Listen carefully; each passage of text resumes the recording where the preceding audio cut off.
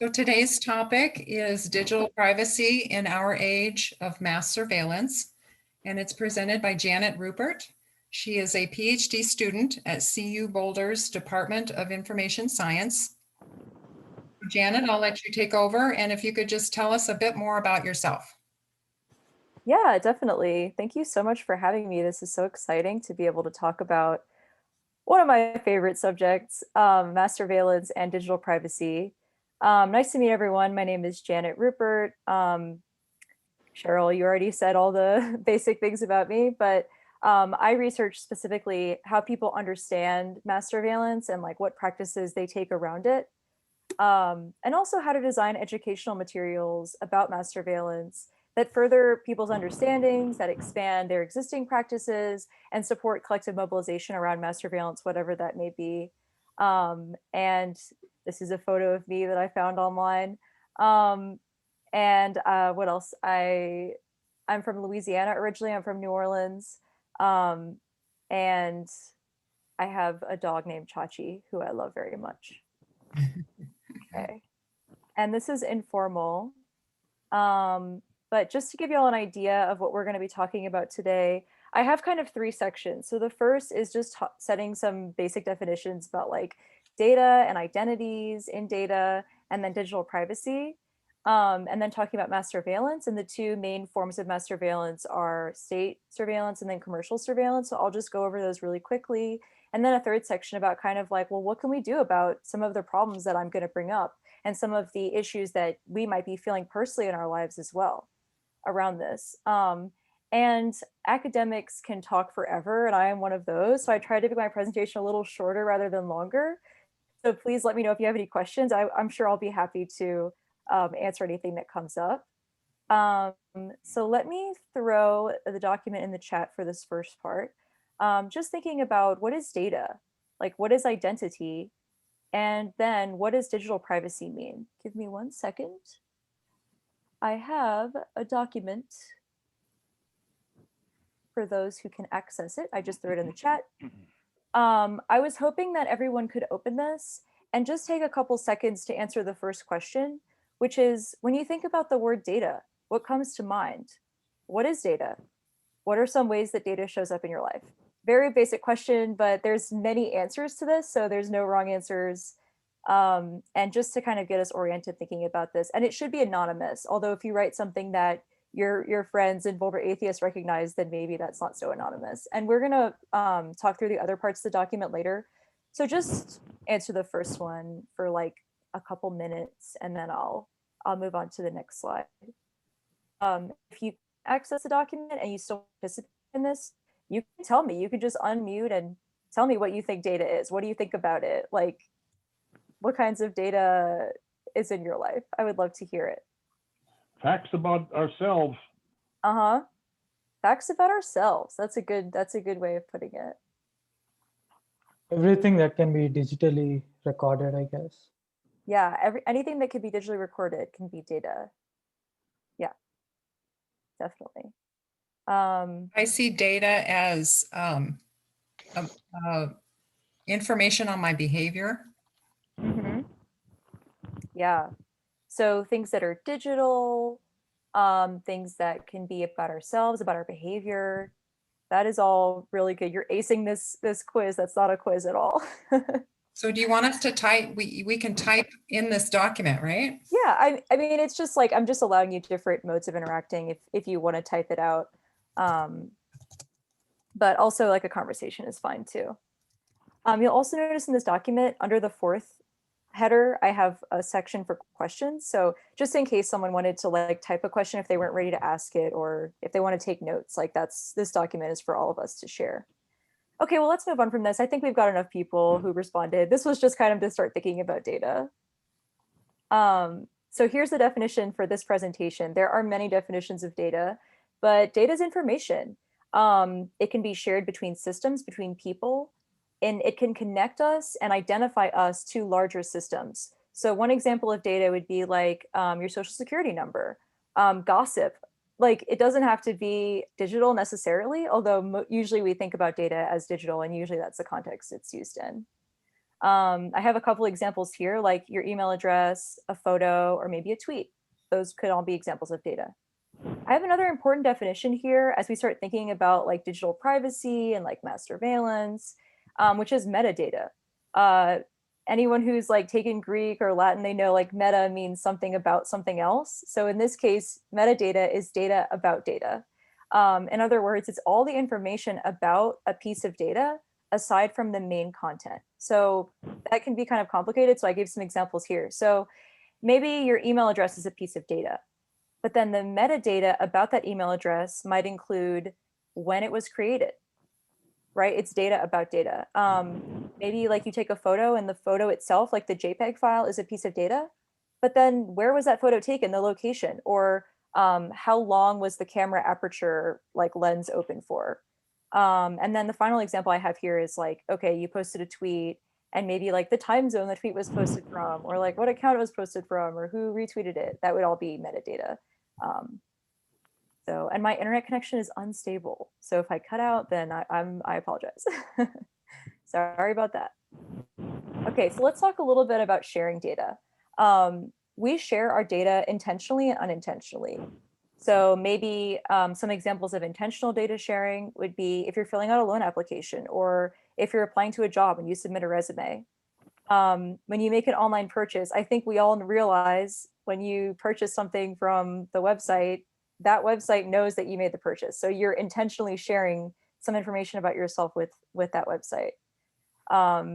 Anytime you make a post on social media, you can control what other users can view the post. So you're intentionally sharing it to, your Facebook friends or your Instagram followers or, whatever social media group that you're choosing to share to. But then this is where we start moving into the kind of unseen territory of digital interactions and behaviors. We also share data unintentionally. So for the loan application, I was thinking about credit reports. Like, use your credit card and that that a business knows that you bought something there, you're intentionally sharing data with them. But then behind the scenes, there's other like algorithms at work that are generating reports about you and your credit score and this kind of thing. Well, the same thing happens online. So whenever you make an online purchase on Amazon, I think we all know this, from your purchase and the purchase history, it can make predictions about what future products you'll be interested in based on your purchase history. And so it's not like I haven't told Amazon, like I am interested in a duvet cover, but if I purchase a duvet, it can kind of infer that. So that would be an example of unintentional data sharing. And then the last thing I wanted to give an example of was when you post on social media intentionally, a lot of things can be inferred based on your posting history. Like one really concerning thing for most people is that it can make inferences about how you're feeling. Like Facebook can tell if you're an active Facebook user when you're kind of having a depressive period, or if you're like in love or something. If you're really excited, it can kind of make inferences about you. So I guess I was wondering, the second question in the document, and again, you don't have to write in the document if you don't want to. This seems to be a very talkative group, but my students are like, they don't want to unmute, they just want to write things. So, but if you were the internet, how would you see yourself? And I put see in quotations because the internet, it can't see technically yet. Like, what would you know about yourself from the data that you've disclosed? And I'm wondering, like, intentional information sharing and maybe unintentional. So yeah, any thoughts about that? And feel free to type it or just like unmute. I don't know. It knows that I like to watch shows like this, that they're sponsored by the atheist community. Nice. Yeah. Okay. So it can tell that since you're watching shows from atheist communities that you're going to want other shows that are also about secular topics. Okay, cool. Yeah, that's a great example. I think the internet would see me as a slightly boring person because I don't do social media or Facebook. So I might be seen as kind of boring. Uh-huh.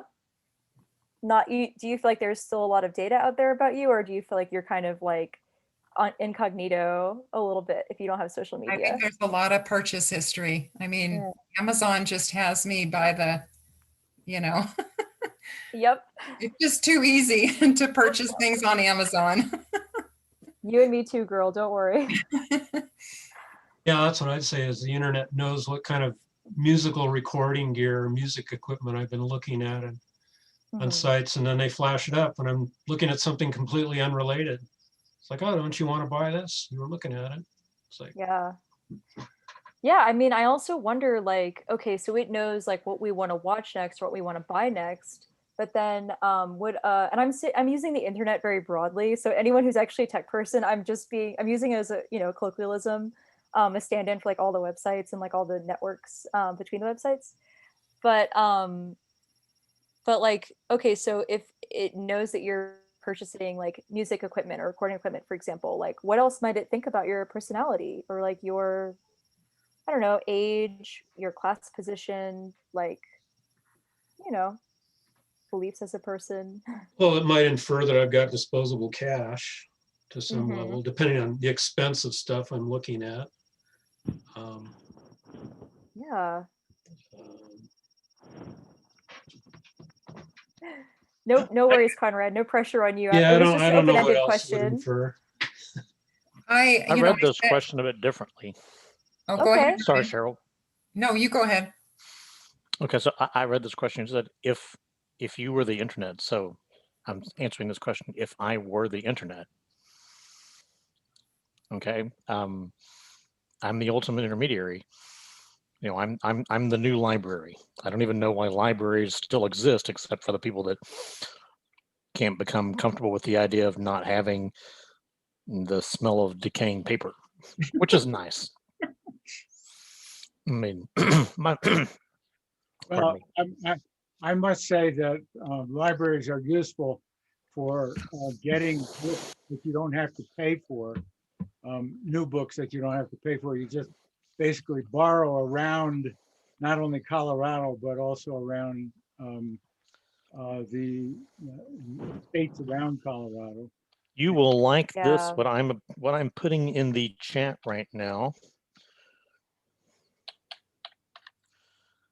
Then, okay, Nice. B-OK is the Z Library project. So Ryan, you were starting to say something about that you read the question differently. So Right. I'm the ultimate intermediary. I see as my purpose as the internet, I see as my purpose the fulfillment of all human needs and wants. So interesting. Janet needs shoes, but Janet really doesn't know what kind of shoes she needs. And, Lord knows there's, billions of different types, and my ex-wife has half of them, so I thought I'd make Cheryl laugh. I like Cheryl's laugh. So Janet needs this, Chuck is looking for, different options for his retirement plan. I'd like to, shift my investments around. Mhm. So I don't even Yeah. necessarily know what it is that I want. And so my job, and I use this method of thinking or this mode of thinking to justify a lot of that. Amazon thinks, because of your purchases over here, that you might also be interested in that. Wow, what a time saver. You actually did help me to, get past that experience of the shopping mall, which, at least I can't speak for all men and can't speak for all women, but, I dreaded ever having to go out to the mall. And currently, yeah, my neighbors are right. I'm Yeah. responsible for about 25% of the Amazon deliveries to my entire neighborhood. Yeah, so I think those are great points. Like the internet, maybe we could think of it as intermediary. It definitely we experiencing it as like serving us and making our lives easier. And it's similar to a library, but it's definitely not. It definitely has way more powers than a library, and way more utilities. That's such an interesting point.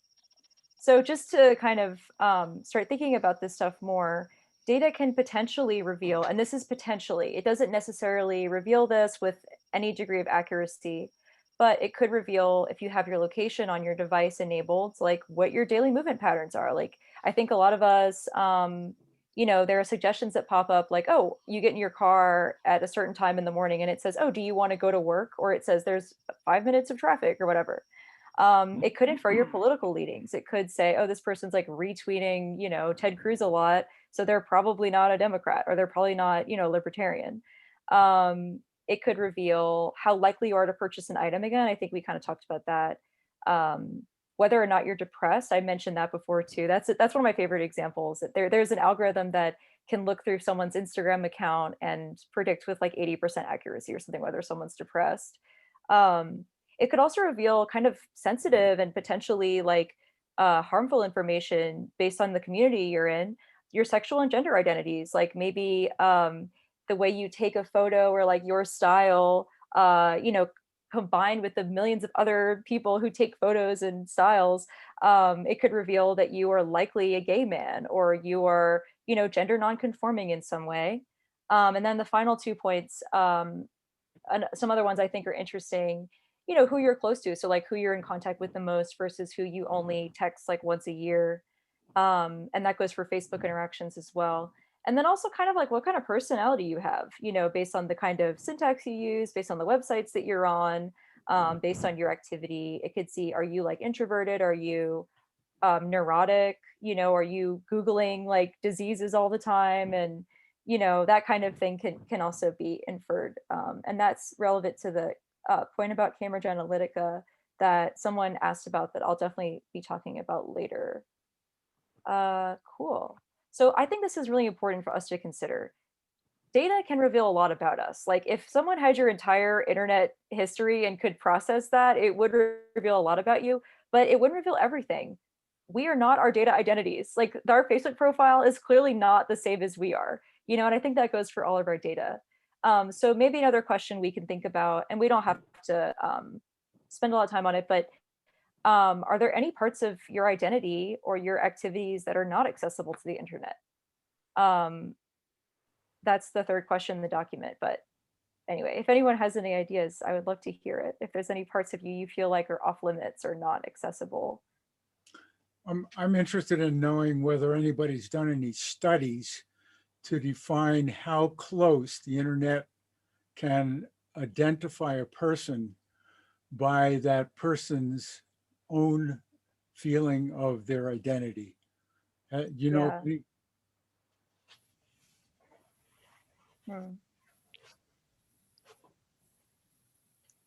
And so I'm sorry, in terms of which part of their identity?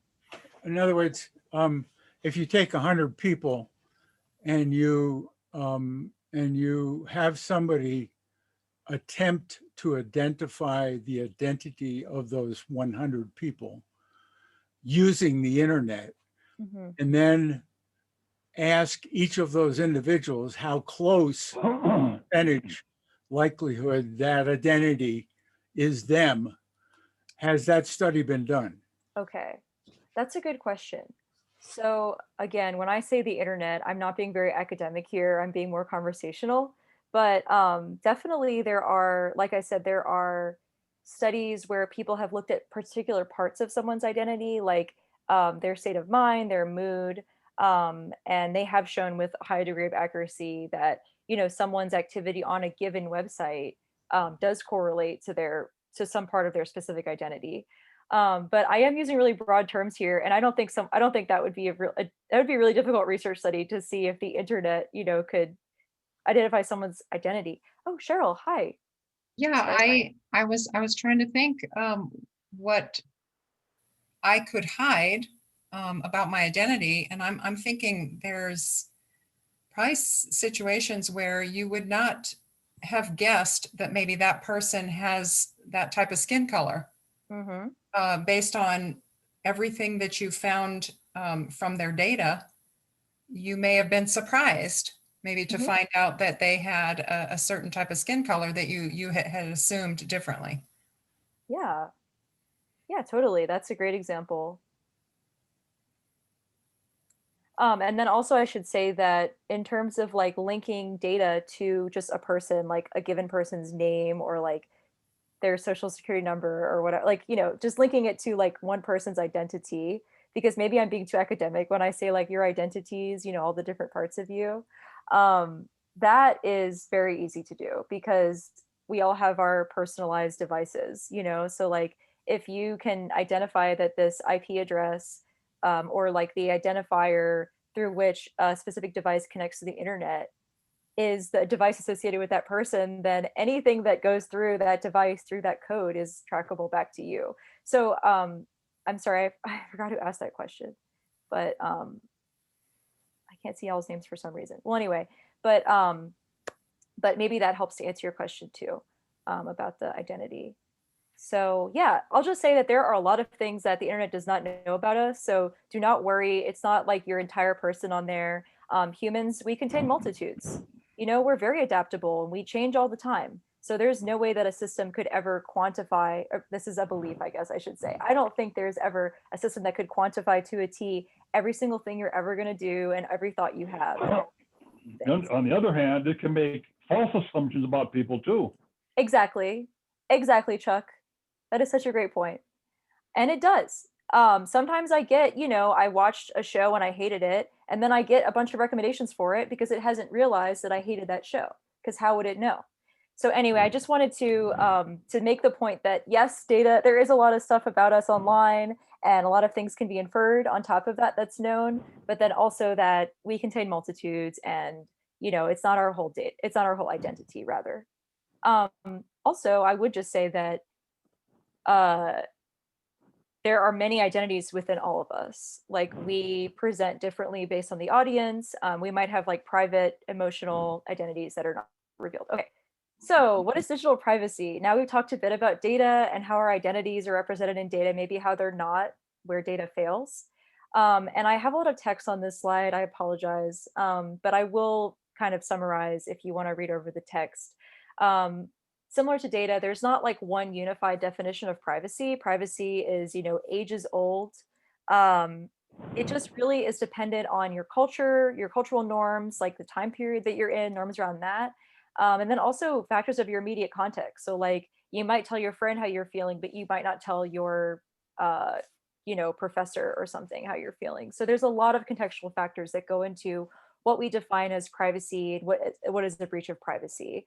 But just for this presentation, we're going to define privacy as the extent to which you can control information that has to do with you, your identity, your behaviors. Like, that's all we're going to say about privacy. It's just information control. And then digital privacy would be that in the digital space. So that means ability to control any information about you and your behaviors that's stored digitally, or any information about your behaviors that takes place digitally. So anything that's like captured or happens online, I would consider that digital privacy. This is the last slide in this section on data, identity, digital privacy. And then we're going to start talking about mass surveillance. So if anyone has any like questions or thoughts, like, please let me know before we move into the next section. Seems like everyone's doing okay. I just wanted to get some definitions out of the way before we jump into, the surveillance piece. Okay, great. Okay, let's talk about mass surveillance. Okay, so what is surveillance? And I have two definitions here. The first is just surveillance without the mass in front of it. And that's just the tracking of an individual or maybe a group of people. Usually it's just of a specific individual who's been flagged for some reason, and it's only specific data collection. So, if you think about like the police are doing an investigation and they're going to like trail somebody and see where they go and who they talk to, that would be an example of surveillance. Or parents surveil their children. You might want to monitor where they're at all times. You might want to monitor their digital communications, or do some kind of overseeing of their activities because you're concerned about them and you want to keep them safe. So we all engage in surveillance. The difference between surveillance and mass surveillance is that mass surveillance is the surveillance of an entire population. There's no flagging of individuals. Everybody gets data collected on them. And it's just data collection by default. So you can think about like a CCTV camera. Anyone who walks past a CCTV camera gets captured. And that's why they have to have those signs that say, warning, you are under surveillance, or like this parking lot is under surveillance because of specific privacy laws we have in the US.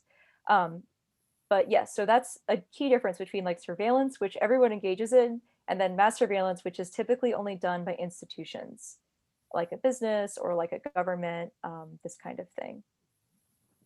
Okay, cool. Okay, go to the next slide. So I'm not going to talk about the whole history of surveillance. But I just wanted to give another slide with a lot of text. I apologize. Usually my PowerPoints are a lot prettier than this, um, but surveillance technologies, although they're formally for tracking, they have been deployed by institutions, like again, the mass surveillance piece, as tools of discipline and control. Because if you feel that someone is watching you or watching your group, it affects your sense of agency, it affects your activities, and it affects even your thought processes. And I just wanted to throw out also that the history of surveillance in the US goes back to the slave trade. Like there's really cool scholarship. I have a book reference at the end if anyone wants to explore this more, but it came from the economic need from the slave trade to surveil, which means tracking and controlling Black bodies. And we say Black bodies in the academy because like when people talk about bodies in spaces, so Black bodies is different from Black people because you can't control the spirit of Black people. That's the idea, is that is going to live on and endure and resist. But there was a lot of constraining and controlling of Black people's bodies during the slave trade and even today. So this is a really important point, I think, to remember that throughout the history of surveillance, which again is ages old, mass surveillance has been disproportionately deployed against people of color, low-income communities, poorer people, left-leaning political activist groups, and just generally people who hold minoritized or marginalized identities. So, atheist is a great example of a marginalized, minoritized identity. I mean, maybe not in the contemporary US. I think it's okay to be an atheist now. But if you think about, hundreds of years ago, if someone was suspected of being an atheist, they might have been like, surveilled or put under more surveillance than other people because they held certain heretical views that I forgot that word for a second, that could make them a threat to society. And so again, surveillance is used as a tool of discipline and control to track and therefore exert some influence over people who are considered risk of revolting or causing some kind of disruption in the social and economic hierarchy. So I think that's a really important point that's kind of glossed over sometimes. So Cool. left-leaning, but not right-leaning. And left-leaning, but Yeah. not right-leaning. And is that because the right-leaning have a greater fear than the left-leaning? And therefore they're likely to surveil? Oh, I didn't explain that at all. I'm sorry. So this is more since the 19th century history of surveillance. And it's not necessarily the fear, it's more that right-wing action groups or activist groups typically do not pose a threat to power. They are more interested in a conservative revolution that would reify or return to some kind of power structure, pre-existing or current. Whereas left-leaning political action tends to be aimed at disrupting or upending the ages-old, systems of power. So left-wing groups are generally considered, and by left-wing, I mean the American Indian movement, today, the Black Lives Matter movement, any early 20th century communist activity in the United States, labor and trade unions historically have been extremely surveilled. So yeah, those are posing a direct threat to power and capital, whereas right-wing groups are not. They're actually typically, I should say generally and typically, they are actually agitating around reifying power and not posing a major threat to it. Thanks for all your questions, Peter. I really appreciate it. It's helpful for me. Okay. I hope this all makes sense. I'm going to go to the next slide. By the way, should I be looking at the chat? Because I did see just now there was a new chat message. No, I'm monitoring it, and I'll let you know Oh, if there's somebody with a question.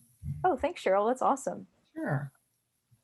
Okay, so I just wanted to talk about our present day, because I think a lot of people, when we think about mass surveillance, we think about Big Brother, Orwell, maybe the panopticon, like Foucault. And that is all very helpful in thinking about different types of surveillance. And certainly those remnants are here to this day. But we have kind of a unique moment that we're in right now. So today, contemporary mass surveillance is unprecedented, unparalleled in history. in terms of the breadth of data collection and also the depth of data collection on people and groups.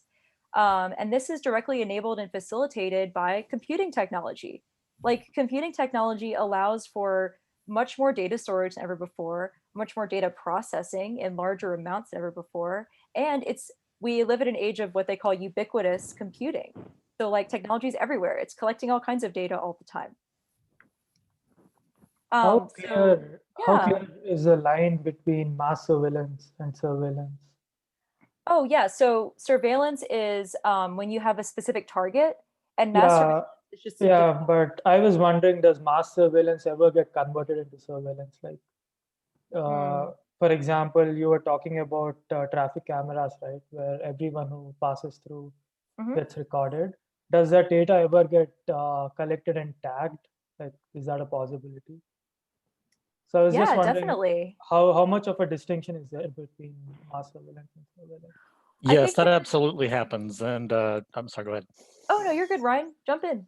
Go on. Okay, so traffic cameras, people, especially down, I'm from Texas originally. I moved up here almost 2 years ago, or a little more than 2 years ago, and they just hate those. They think this is a violation of their privacy. But if you drive under a traffic camera, which is tied to a license plate scanner, goes to the Department of Public Safety database. Well, okay, if you happen to have committed a violent crime, suddenly you're going to find that all of the police cars in your local vicinity are looking for you, and they'll find you rather quickly. Now, is that a good thing? Yeah. Can it be a bad thing? Oh yeah. If you're wanted for something that, or you happen to be driving a car that their database is just imperfect, yeah, they can Yeah. you can find yourself surrounded by several cop cars and police with weapons drawn in no time. Yeah. Yeah, I mean that's a really good point, Tarun. Maybe I'm mispronouncing your name, but I can't see your name anymore. But I think that's a really interesting point that like there's maybe like a blurring of the line between mass surveillance and surveillance in some systems. And I would just say that like just ask yourself like when this system was implemented, like what was the purposes of it? So like yeah, that is kind of an edge case where I would say it's both a mass surveillance system that enables specific, like regular surveillance. Um, yeah, Just a comment on your talking about the left and the right. I think the yeah, left and the right are both equally paranoid about being watched by Big Brother. yes, that's so true. I mean, I haven't seen any studies about this. That'd be really interesting to explore. But yeah, among activist groups and particularly people who were doing engaging in illegal or like questionably legal like actions, there is a lot of focus on operational security to mitigate surveillance from various institutions so that they can protect the people who are doing that action. Yeah. And I think there is a lot of paranoia just in general about this stuff, but unfortunately not a lot of specific knowledge. It mostly comes from like dystopian science fiction rather than like the actual facts of our reality. Um, I'm sorry, like I said, I could just talk forever about this stuff. So let me keep going on the slides here. So just to give you all some this is extremely high level. This is very high level stuff. Just summarizing like a lot of literature here, but there are some really unique historical material circumstances of our current moment. And by that, I mean like the 80s until now-ish. I mean, I was not alive in the 80s, but that is the time period. So if you think about, we're in an information age and it's developing under capitalism specifically. Like that is a very unique thing. It's not developing under other economic systems. Like capitalism has been the driving force, supported by state funding, of the development of computing technology in the information age, which, like I said, has enabled the surveillance. And the other unique political moment we're in is the national security state and the war on terror, which I editorialized here as the bloated national security state. So that shows my political leanings. But there's a lot of focus on this war on terror, and there's a lot of surveillance that's justified through national security and homeland security, which I will talk about later in the state surveillance section. but Let- just to put let that me out add- there. Let me add Yeah. one component to that. Over the last 50 years, the amount of funding for public health has dramatically dropped.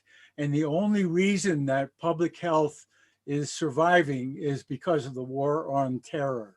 Mm, Meaning most of the money for public health now is based on terrorism.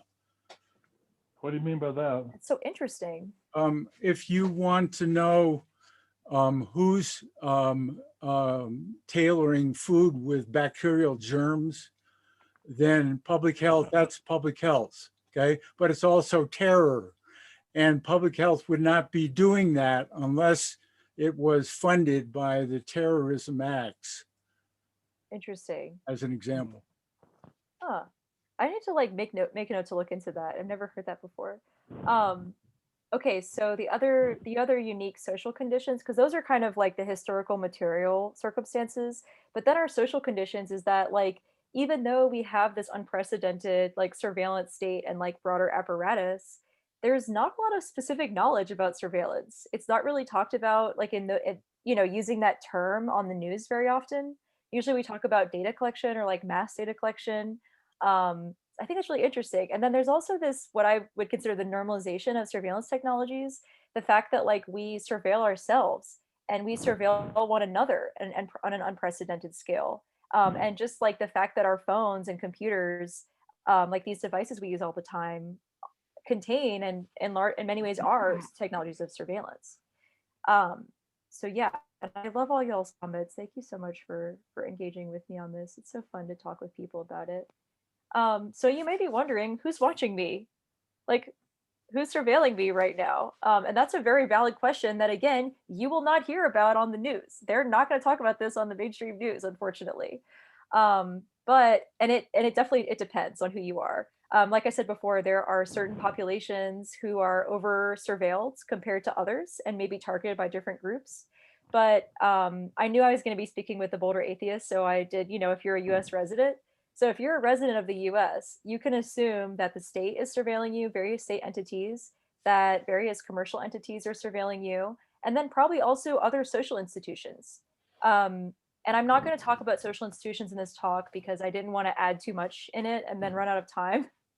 But to give you an example, like my university, so University of Colorado Boulder, like engages in surveillance, and that is not a commercial. I mean, technically it's a state entity because it's a public university, but I would consider a university to be like a social institution. It's a classic liberal institution, like capital L liberal I institution, and it conducts surveillance, for example. Another one would be like the immigration system does a lot of surveillance. Just in general, like the welfare systems do a lot of surveillance nowadays. So again, it's not just like what we traditionally think of, but it's also social institutions. Oh my God, Cheryl, my bad. Go ahead. No, that's okay. There are some members of our group that are not participating in our Zoom presentations because they do not trust Zoom. Yeah. And so I think a lot of people are concerned about all the things that we're forced to do online now. And some people are just opting out because they don't want to download something on their computer. Yes. I mean, and I say more power to them, that is their choice. I'm on Zoom, but I think that totally makes sense. Should I talk about Zoom like later in the presentation, or Sure. do you think that'd be please. interesting? Okay. I think I mean, I because can we're recording these presentations, those people can watch yeah, this presentation after the fact. So it might be good to address that. Yeah. nice. Okay, I'm gonna make a note in our shared document. I'm gonna use the document now. It's Janet. Just like about Zoom and Zoom alternative. Okay. We'll cover that later. I'll talk about that in a later section. Okay, so the first area, I'm going to talk about two areas of surveillance now. And the first is state surveillance, and then we're going to talk about commercial surveillance. So I can just throw Zoom in the commercial surveillance section because that seems to be of interest to folks. So we mainly know about the breadth and depth of the surveillance state that I mentioned before in the US, thanks to Edward Snowden. This was not something that was publicly known. It was not something that was publicized by any major political party or media institute. It took a whistleblower for the American public and the public at large to learn about these revelations. So I just want to make that really clear, that like this was not on the table. It was not in legislature anywhere. It was just a practice by the NSA and CIA that was leaked to the press. And then it became, known globally. But this was back in 2013. And this is probably, by the way, this is probably where I first became interested in surveillance, me personally. And here I am, 7 years later, doing a PhD on it. So it was also influential for me in my life. But here's just some like really high level things that we learned from the Edward Snowden leaks, among other things. And this has to do with surveillance, but there were other revelations in those leaks. Is there a reason yeah. why the mainstream media doesn't talk about surveillance? That is such a great question, Tarun. Actually, I do have a slide about mainstream reactions to the Snowden leaks and like to this kind of thing. But I would just guess that the mainstream media is largely corporately funded and controlled. And so their primary objective is not to disseminate accurate information to the public, but rather to serve the interests of the ruling class and their funders broadly, like their corporate overlords.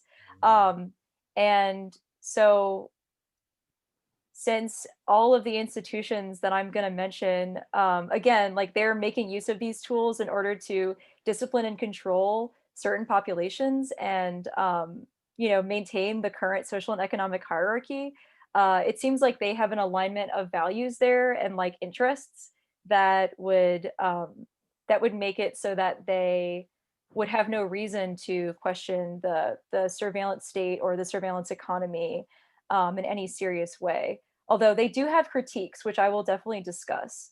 But yeah, I mean, what do you think about that, Tarun? Like, does that sound like a fair and honest answer to you?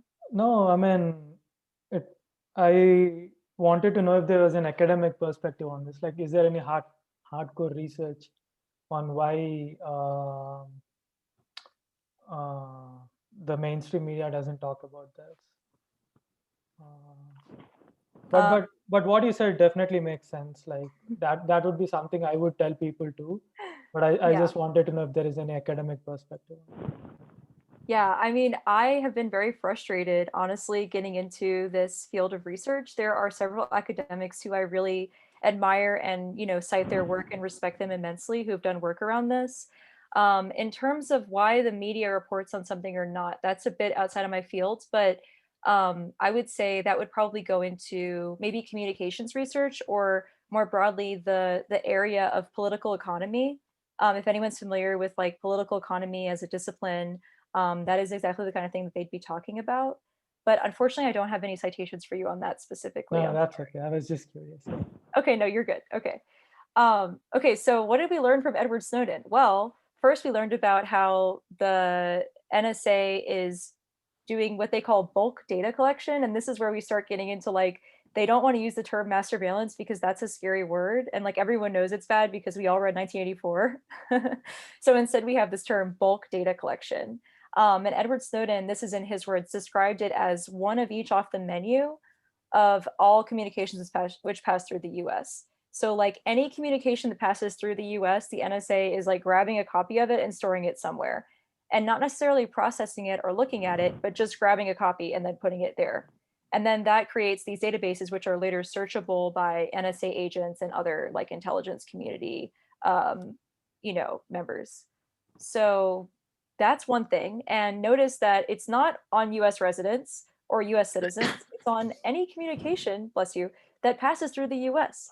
And most of the global technological infrastructure was like developed in the US, and a lot of it is based in the US. Okay, I can't say that most of it was in the US anymore. But anyway, in 2013, there was still a lot of it in the US.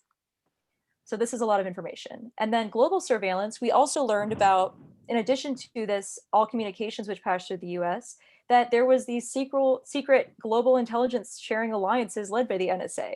So of other like colonial powers, like Britain's like GCHQ and France's intelligence agency and Australia's intelligence agency. And there were like 2 of these global networks where, again, it was completely secret. Like no one knew about this, where they were sharing intelligence across countries. And then finally, the PRISM program. So I forget what the PRISM acronym stands for, but it was a program whereby the NSA collected data directly from companies. So they asked, Verizon, hey, can we have a copy of all of your, like all the metadata of all of your customers' call records since forever? And Verizon's like, sure, here you go. Here it is. And that's completely legal. Like there's no reason why this would be technically illegal. Although of course there are like constitutional disputes in this kind of thing. But a list of the companies implicated include Microsoft, Yahoo, Google, Facebook, YouTube, AOL, which is no longer really that relevant anymore, but Skype, Apple, and more. So I think these are like really interesting revelations from Snowden that I think a lot of people have just forgotten about. I mean, this was 7 years ago now, and there's no reason to believe that this kind of communication collection has stopped. But anyway, there they are. Janet, before you get off this slide, Yes, sorry. could we go back to domestic surveillance for a minute and talk about what is Sure. communication which passed through the US? Mhm. What does that qualify? It's like if somebody in France writes an email to somebody in Italy and it goes through a server that's in the US, Yeah. then we make a copy of it? Is that what we're talking about? Kind of a Yeah, thing? that's what we know. And yeah, server is exactly the right word. That's exactly what I was gonna say. Yeah. So basically any server that's on US soil Yeah. is being subject to bulk data collection. Yes, that's correct. Okay. Or at least that's what it was in the 2000s, which we learned about in 2013. But like I said, there's no reason to believe that any of this has stopped. And then the other thing that I wanted to say was, I didn't have this in the slide, but another interesting point is that it wasn't just like people who were suspected of anything. Again, this is a mass surveillance program. So like, regardless of who you are, your information was being collected. And notably, they were surveilling Angela Merkel, who was the, German High Chancellor at the time, and now is like the, leader of the UN. So it was not restricted to any type of person. It was, very pervasive. Okay, going on to the next slide, unless anyone has any. How much of this is satellite controlled? How much of it is satellite controlled? In other words, global. That's a good question. I don't know how much of it would be satellite controlled. It's a great question, Peter. How much of it is satellite controlled? I'll write that down. Oh, we're gonna meet some questions here.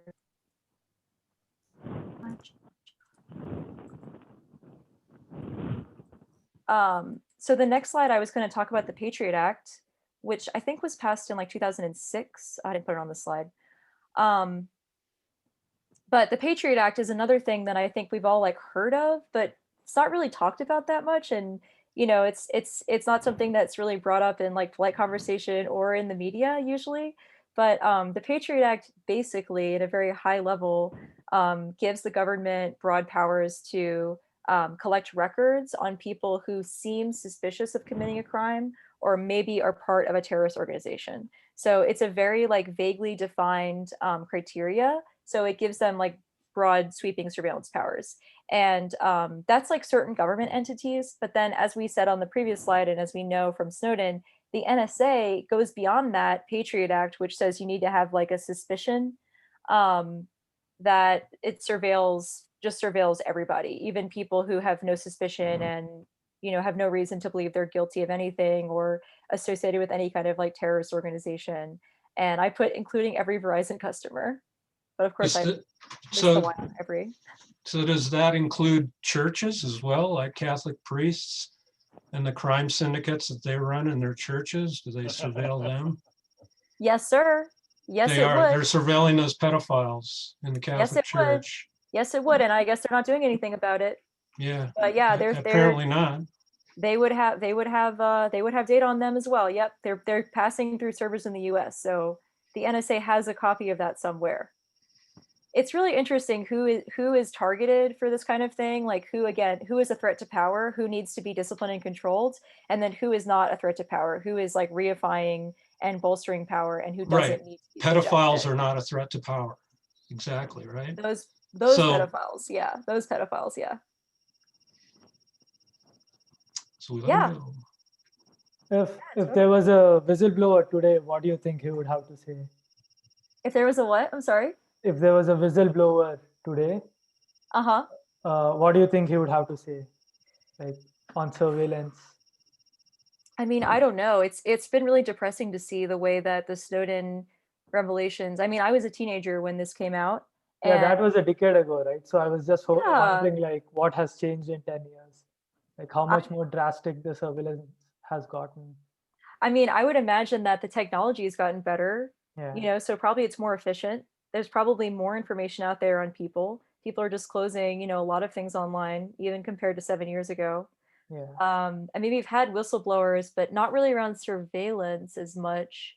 There are a couple groups that there was a recent leak from this group called Blue Leaks that I read about, that was talking specifically about TikTok sharing data with law enforcement and how TikTok data, and we know that other social media companies, okay, basically there are government agencies and local law enforcement, so like state entities that will request data from social media companies and from institutions like schools.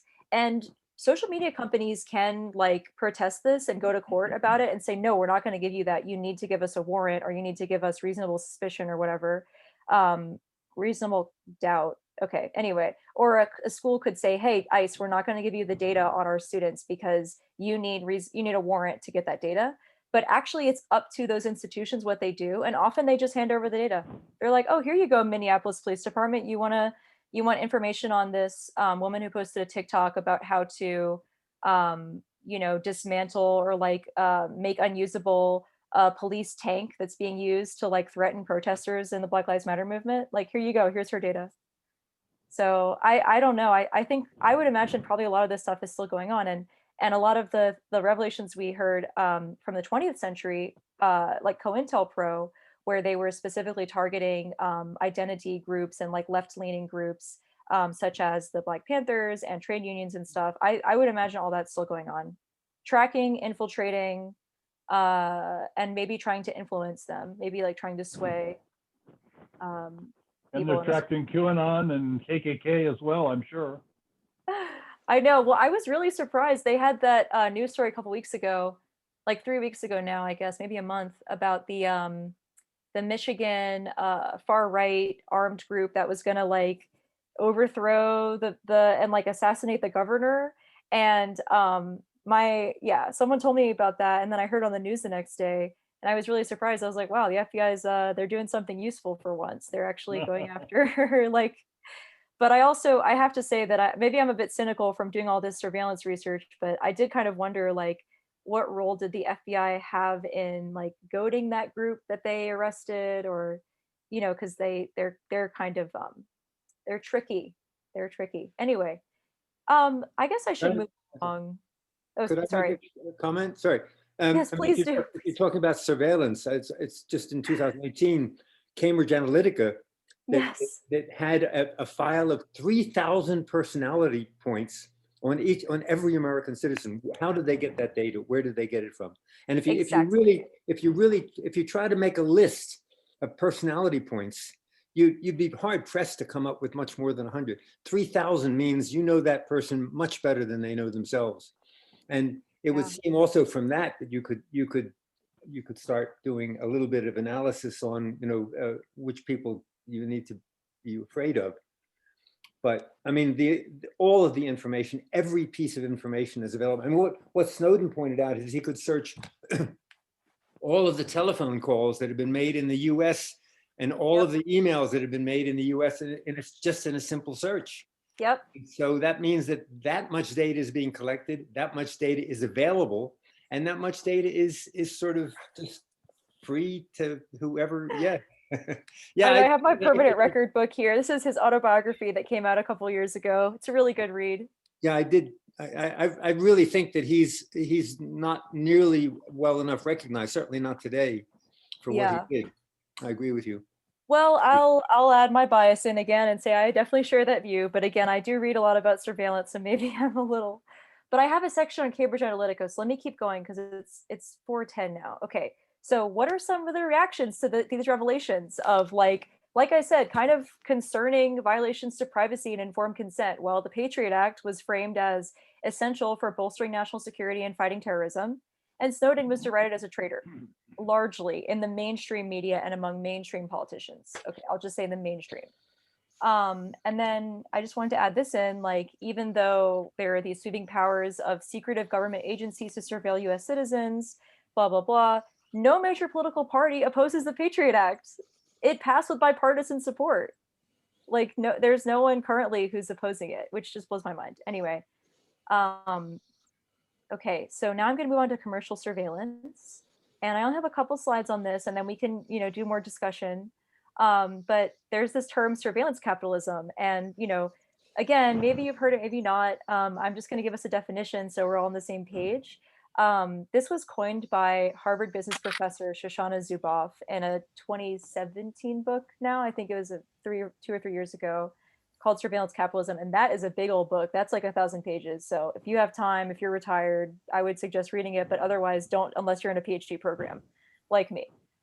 So it's an economic model, surveillance capitalism, that whereby companies collect data on massive amounts of people about our online and our offline behaviors. Then they process that information and they build prediction models of how we're going to behave. So the prediction, so the data that they collect on us is kind of like the raw material, like if you're mining coal, like the coal would be the raw material, or like, the wood in the forest, that would be like the raw material. But then it's really the processing of that data through algorithms that create these models of prediction. They create like with a certain percentage likelihood that you're going to do a certain thing. That's really where the power of that comes from. I know that was a question someone had, so I wanted to make that really clear. And like before, I mentioned this metadata.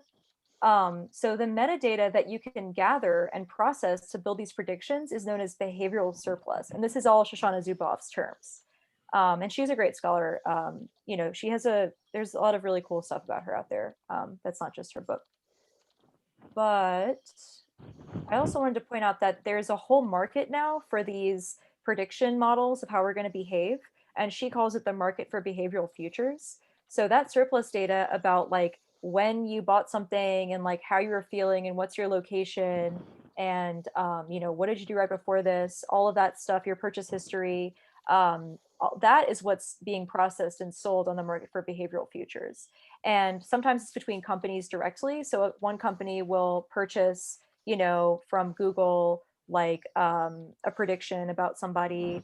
I'm simplifying here, so again, if there's any tech people out there, I know I'm just being a little bit so we can keep it moving. And then the other point I wanted to make was that usually it's not company to company. Usually it's like a third party source. And they're called data brokers, actually. So they're like go-between companies that just collect massive amounts of data and predictions from many companies. And then they exchange it with other third parties. So unfortunately, people ask me a lot, like, where's my data going? And I have to say, I have no idea. And if you read the terms of service for a lot of these big social media companies and like Apple and everything, they're not responsible for what happens to your data after they sell it to a third party. They have no legal liability for what happens to your data or where it goes from the third party point. So after they sell it, it's like it's out of their view, it's out of our view, and it's nearly impossible to track down. There is actually a study about that, if anyone's interested. But hasn't Apple been big on not giving the government the right to go into your computer, get your password, and look at stuff? Yes, that's a good point. Apple has been relatively well on privacy. I have to give them that. Kudos to Apple. The FBI can probably still get into your iPhone now, but they have famously really stood up for their consumers' right to privacy against the government. And my iPhone just updated and has a bunch of new privacy features. So yeah. I'm sorry, I thought there was a question. Okay, I'll move on. I'm almost done, y'all, I promise. Almost done here. We're moving along. Okay, here's my 5 facts slide about Cambridge Analytica that I threw together. I think the 3,000 data points one is really interesting. So I appreciate whoever brought that up because that should have been in here too, probably. But what happened with Cambridge Analytica? Basically, there was this British consulting firm that illegally, as in like they violated Facebook's terms of service, they obtained information from a researcher at Cambridge who actually got permission to use data for research. And he, without Facebook's knowledge, passed it on to this political consulting firm called Cambridge Analytica. And Cambridge Analytica used it to build profiles of people and plan an advertising strategy for various campaigns, notably the 2016 Trump campaign and also the Brexit Leave.eu campaign. And they also did some work on Ted Cruz's like 2015 campaign. Those are the big points here. And I also thought this was really interesting that the data came from 30,000 users' personality quiz responses, but that gave that when they filled out the personality quiz, it gave the personality quiz access to their friends' data. So it was like a snowball effect. It was like millions of people at the end. And again, we only know this because of a whistleblower. Like no one's telling us this stuff. Like the companies don't have to tell us. The government doesn't have to tell us. It's only because of people like Edward Snowden and Chris Wiley that we even know about this in the first place. So I say thank you to those people. I say thank you, but other people feel differently, and I respect their right for that. Oh, Cheryl, yes. So Janet, are you saying that the personality quiz helped people find out the political leaning of the people that took the personality quiz, and that's how it helped them in the campaign? I don't think so. I think that I know that that's not the case for the people who didn't take the quiz. Maybe the personality quiz was another piece of data there. But actually the personality quiz was just like a game on Facebook that these people played. But then when you agree to play the game, you agree to give over certain information about yourself. So the game was just like the gateway to those people's data. And then, like I said, it also included the data about their friends. And then from their Facebook data, that's where their political leanings were inferred. And it wasn't just like this person's an active Republican or whatever. It was like this person doesn't want to vote. And so we're going to nudge them to thinking that voting is not going to do anything. Or, this person is like a third party, but here are their key issues. And they also had like 6 personality profiles. And I don't remember what they all were. One of them was definitely like neurotic, which I thought was very funny, like someone who's really driven by fear. And then they created like, this is for Trump 2016. They created like video advertisements that preyed on that person's specific personality and like their, pathological neuroses, whatever they are, because we all have them, that would like target this person specifically. So I thought that was so cool. Oh my gosh, who has an EFF hat? Hello. That's so cool. I'm sorry, I just noticed that. Okay. Ryan has his hand raised in the... Ryan, I'm sorry. Go ahead, ask your question. So I wanted to know if you think it's appropriate to ask a certain political presidential candidate, if we were to vote for you, would you repatriate and exonerate Mr. Snowden and appoint him to a secretary level position, which cannot be immediately revoked because the people on the cabinet, they serve at the pleasure of the president constitutionally. You'd have to say, okay, for as long as I'm in office, we can't kick you off here. Just say, okay, you want my vote. This is the cost of my vote. I want Mr. Snowden exonerated. I want him appointed to a secretary level position, cabinet level position of internet privacy and data security. Now that would have supervisory authority over the Federal Communications Commission. I want somebody to stand up like a young specialist did at the prompting, mind you, of a CNN reporter in Iraq, and just really put former Secretary of Defense Donald Rumsfeld's feet to the fire. And that caused a lot of embarrassment. I was serving over there at the time as a public affairs officer in OIF-1. But yeah, I would like to see a presidential candidate say, oh, listen, what do you plan to do about Edward Snowden? Exactly. And if, at that time, when Mr. Snowden was seeking asylum in the countries of Europe, former Secretary of State John Kerry and former Vice President Joe Biden were both making calls to say to heads of state in Europe saying, and this is in an interview, this is a quote from Edward Snowden himself. He says, if you offer asylum to Mr. Snowden, there will be consequences. Now, we're not going to tell you what those consequences are exactly, but just know that there will be consequences that the United States government will exact upon you. So he's stuck in Russia. And, most recently, notably, the $6.5 million gained by the sale of his book, which, I've got in Audible form. He doesn't, I'm sorry, go ahead. he gets none of that money. That's right. So how long is the Russian government going to tolerate him? It's like, okay, you're here, and as long as you continue to pay us, well, then you can stay. That's enough. There's Bob. EFF hat. Bob, you got to turn your mic on. So Edward Snowden was granted permanent residency in Russia on October 22nd of this year. Yes. And for what it's worth, if a power has nukes, they can kind of thumb their nose at you. So they're not too concerned about US messing with them. Just saying. Yeah. Well, I would love to see Edward Snowden pardoned. I mean, I'll just be honest about my opinion here. I think he's a patriot. I'm like, I don't know what else you would call him. I don't understand how he's construed as a traitor. I mean, I do, but it's very cynical, that his construing as a traitor. And Trump hinted at one point he might pardon Edward Snowden. It was like in some offhanded remark, and we all got excited. We, as in all the security and surveillance people. And when Obama pardoned Chelsea Clinton, that was like one of my favorite things he did. And she was a whistleblower, not around surveillance necessarily. What? Oh, what did I say? You said Chelsea Clinton. Oh, girl. Okay, no, not Chelsea Clinton. No. Bradley, sorry, aka Chelsea Manning. Yeah. Yes, thank you. Yeah. We don't dead name around here. We're not dead naming. She's Chelsea Clinton, and Chelsea Clinton, Chelsea Manning. God damn it. Oh, y'all, I can't. It's been a long day for me. Okay, anyway.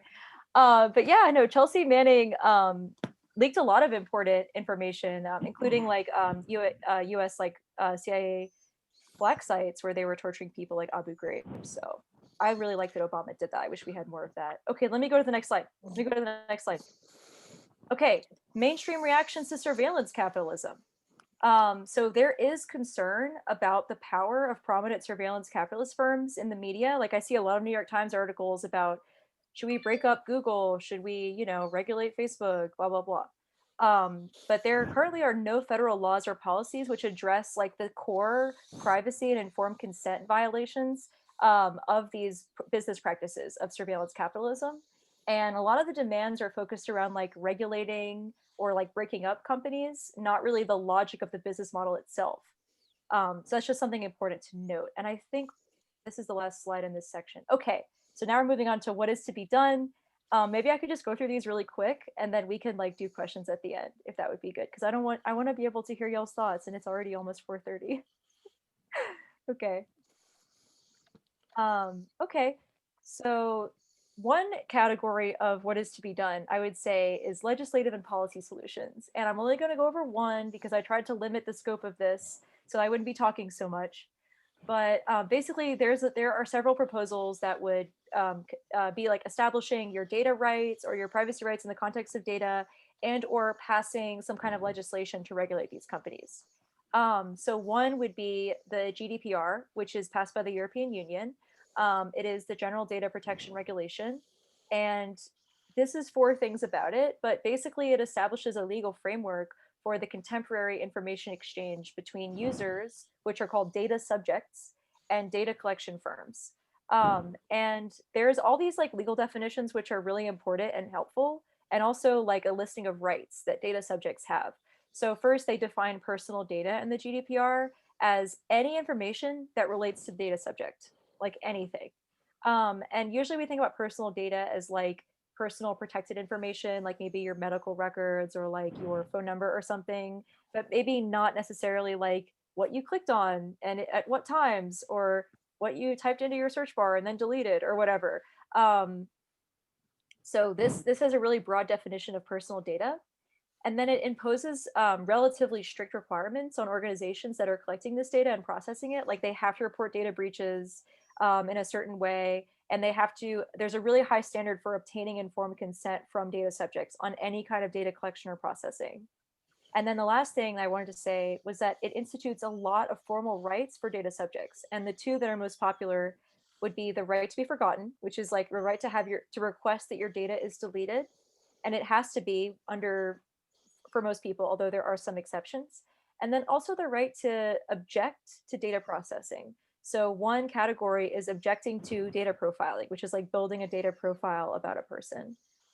So that's kind of one example of this in this category of, okay, what can we do about this? Well, we can use the state tools of, you know, legislature, okay, whatever, policy and law.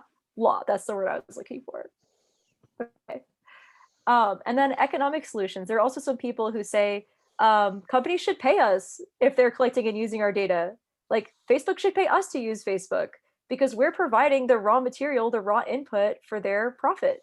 And, you know, like I tried to explain this before a little bit, but user data is the raw material for surveillance capitalist profit. So it's not the end all be all. They have to, you know, collect and store and analyze it to produce the predictions, but we're providing the raw data. So maybe Facebook should throw us some money, or Twitter or whatever.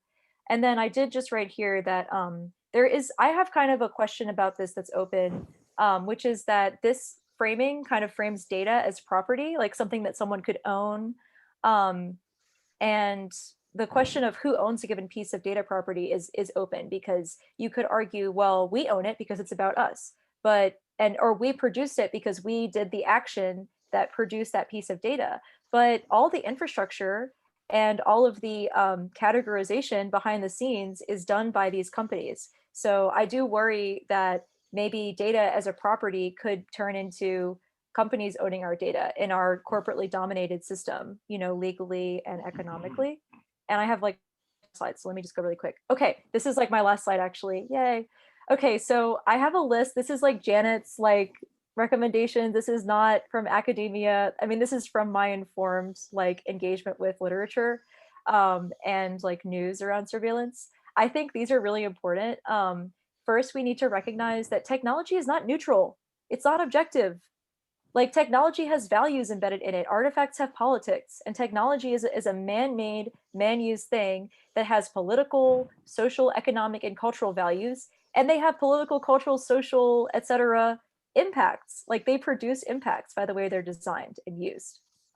Another thing that I think is important is trying to understand the situation that we're in, because the world moves so fast. I think it's really hard to keep up sometimes, but it's important to recognize what historical material circumstances are we dealing with right now. And that empowers us to productively engage in whatever we're trying to do around these topics and generally in the world. And then these second 2 points are kind of around like normative views of surveillance and privacy. So I really try to resist framings of privacy as like something that's not important, something that doesn't matter, and something that's just a thing of the past. Like I've been interviewing teenagers about privacy this past summer, really interesting, and about mass surveillance and institutional surveillance. And a lot of them will say things like this to me. They'll be like, well, I have no expectation of privacy. And it makes me so sad, because I'm like, well, how can you have any autonomy? How can you have free thought? You know, we're in a free thinkers group right now. I mean, if you didn't have any privacy growing up, I imagine a lot of people were under parental surveillance and maybe under religious institutional surveillance. I mean, you'd be a completely different person, you know? And what a shame that would be. Maybe. Another thing I'd like for us to try to do is resist the framing of mass surveillance as something that's important for national security. It can be helpful for national security, but that is used as a propagandizing, like rhetorical tool to normalize surveillance of people who don't deserve it, and to increase the powers of the executive and the intelligence agencies. And then also the framing of mass surveillance as just a fact of life.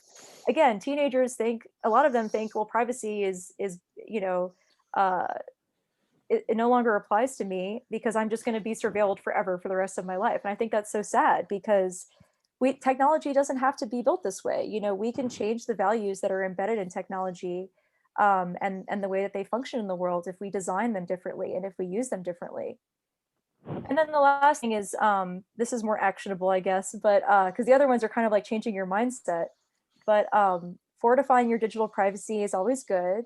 And then also advocating for substantial changes to these systems, I think is always a good thing. And I guess I didn't talk about Zoom, I just remembered that, but I'll just say really quickly that Zoom is it's suspicious, I will say, because at the beginning of quarantine, like in March, when everybody was switching over to Zoom, and Zoom was in the news a lot as like the new savior, we're going to be able to still go back to work, you know, remotely. Zoom announced, and it said on their app, yes, this call is end-to-end encrypted. And end-to-end encrypted means, okay, it doesn't matter. I can explain it if anyone's interested, but it's a very high standard of information security. It means that you can't really intercept and interpret whatever data is being transmitted. And then there was an investigative journalist report by The Intercept that found Zoom is absolutely not end-to-end encrypted at all. They were lying about that. So a lot of people got really freaked out. And actually, as of last month, Zoom did announce that they are officially end-to-end encrypted. And I haven't seen any issues with that yet. So I think we can assume this is encrypted. But also Zoom, oh, I had one last slide. But also, if you have an institutional Zoom account, like my account with CU, you should just assume that the institution can access any Zoom call that you have because they contract with the company. So let me read my last slide and then I'm going to shut up. I just want us to remember this. Surveillance, once again, it's a tool for discipline and control. So as long as we have a society that's as economically unequal as ours, tools like surveillance are going to be required structurally in order to maintain the social and economic hierarchy. And here's some references if anyone's interested. I use more references than this, obviously, but I didn't want to overwhelm anyone. So this is a great documentary about Edward Snowden. Surveillance Capitalism is a great book. You can also just read articles about it. Our Data Bodies project is by activists, Black women in like major cities who that kind of inspired part of this presentation. So I wanted to give them a shout out. And then this is the book about specifically like the history of anti-Blackness and control of Black people and surveillance. And then this is just like a privacy guide from the New York Times if anyone's interested. But Right. Should I share my slide? Ryan had a question. So yes, whoop. That first line on your last slide is a hyperlink, but we can't access that. Yeah, let me change it really quick. I'm giving y'all comment access, and I'm just gonna send y'all the. There you go. Okay, cool. Thank you. Yeah. So what do y'all want to talk about? Any other? Well, yeah, you know, we had a very interesting. Can't hear you.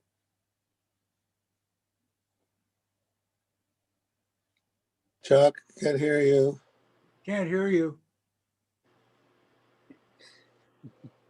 Oh. Chuck, we can't hear you.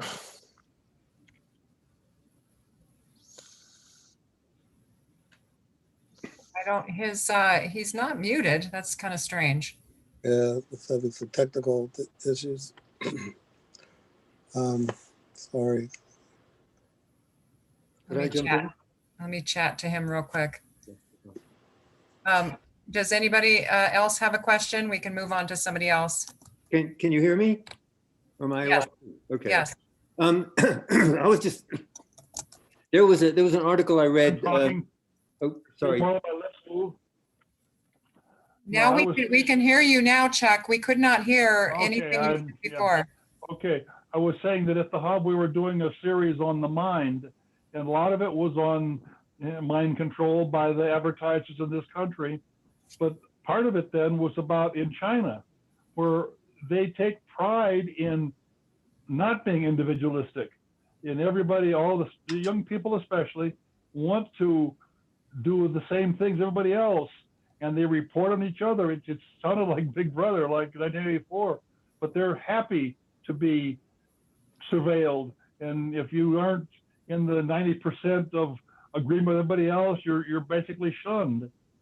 And there's that. And the other thing then in China is the secrecy that the government has for their weapons programs, for instance, or space programs, and their religious cults around the edge of the country that they put in gulags or whatever you might want to call them.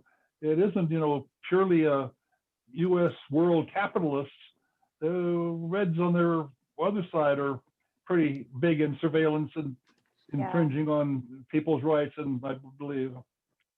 Yeah, thanks, Chuck. I mean, that's true. I did focus on the US. Maybe I should have said in the US. Yeah, that's so interesting. Yeah, the Chinese government has deployed a social credit system. And it's really interesting. I mean, that's why I tried to say at the top, like, okay, privacy, it depends on your culture. It depends on your context, because that would be like, I would imagine if that happened in the US, there would be like a revolt or something. There, like all the like anti-masker people would come out and it would be like a whole thing, But in China, they have a more collectivist culture, I would say. And definitely a stronger like admitted sense of governmental control. Yeah, so that's so interesting. And it's really funny how like in the US we have to find out things through whistleblowers, but in China, because there's not the same like stigma maybe around this kind of thing, around the social credit system specifically, everybody knows, it's out in the open, everyone participates, you can like report things on your app.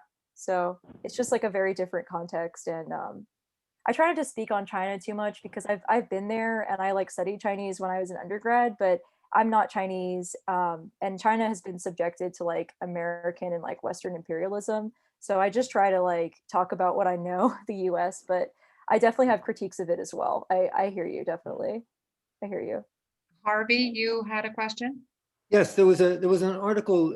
I don't remember which social media format it was, but you could only use 144 characters for a long time. I think they expanded it. But while it was only 144 characters, there was this study that somebody did that with 3 of these snippets, with three of them, they could determine a fair amount about the person. They could determine the economic, the educational level, the social level, the financial level they were living at. So I think that whether we like it or not, the industry is going to be able to collect enough data on us that they're going to be able to pinpoint us pretty accurately. And on the other side, you have marketing research that can manipulate, once they know what a person's trigger points are, or weak points are, or strong points are, they can be pretty convincing in an individual communication, which they at that point are able to do by computer. And so I think it's a difficult situation for any group of people to manage, and I don't see how we do it very well, actually. Thank you. Great point. Yeah, that was the whole problem with Cambridge Analytica, was those two things combined. Yeah. Yeah, Peter, you had a question? Yeah, I'm going to come at this in an entirely different direction.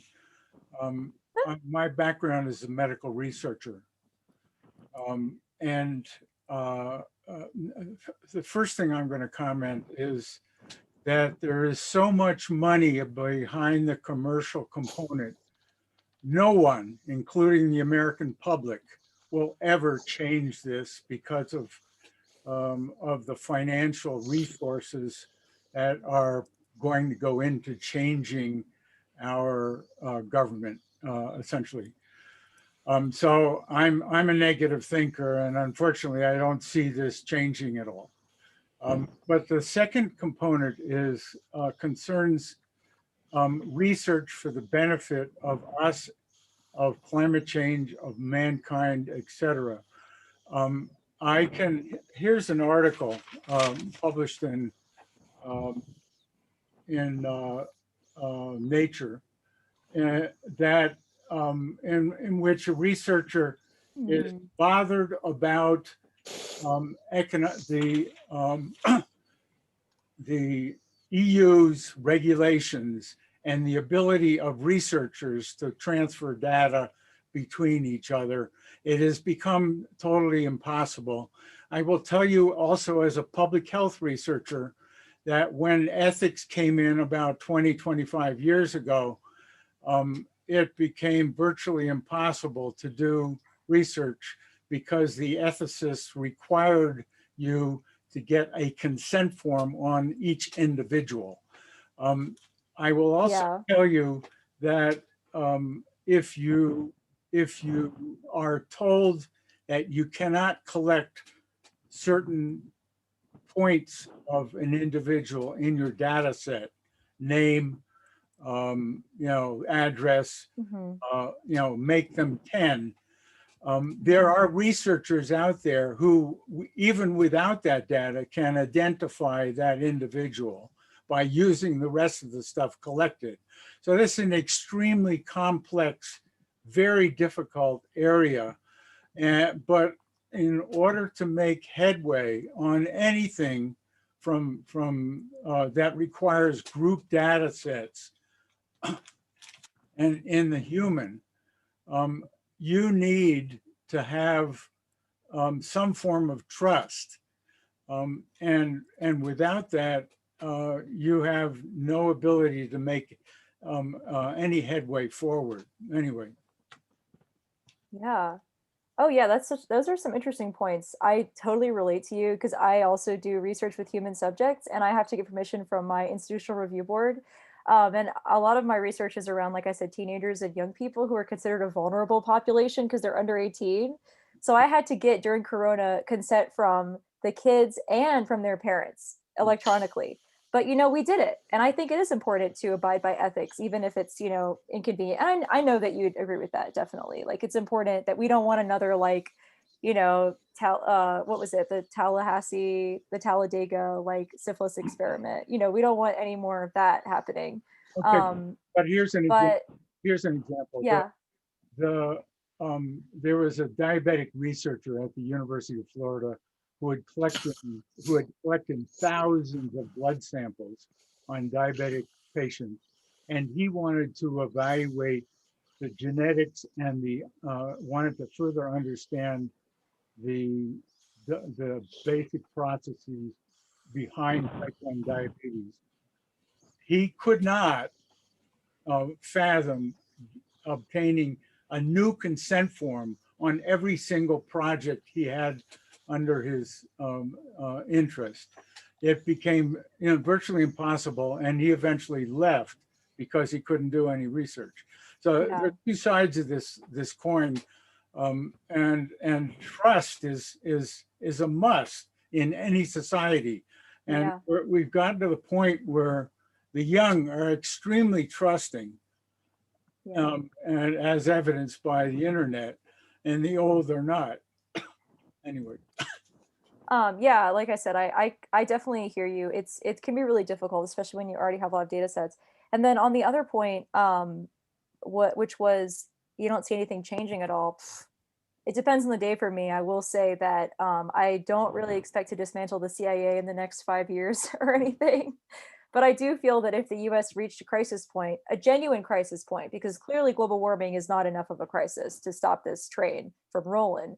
But if we reach a genuine financial crisis collapse point, I think there would be an opening to mobilize or leverage any existing organizations who already had, community values and respect for the earth and, broadly secular humanist, values that we could make a change. And because like I said, technology, it doesn't have to be this way. We designed it this way. So it can have other values. It doesn't have to be surveilling and controlling people. It can support more positive communal goals, and it can support trust.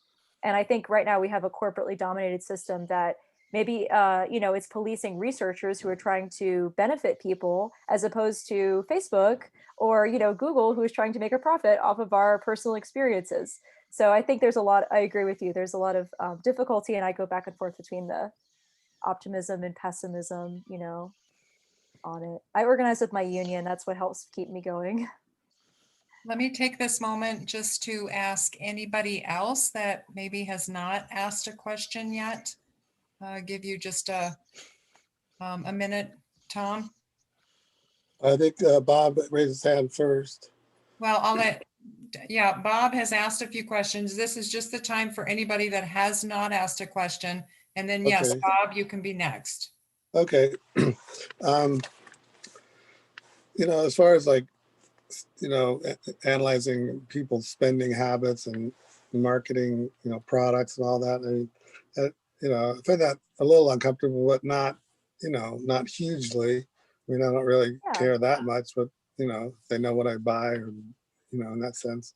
And I think it's good that they look for terrorists and people that are really out to do harm. But like, I'm worried of things like, say, if Trump is reelected and he wants to go after his political enemies. I mean, he could have used this process to do that. And another thing is, I mean, atheists are not, I mean, religious people hate atheists, and is that something that they could target for whatever reason? I mean, I'm an open atheist. I'm on the board of the Boulder Atheists.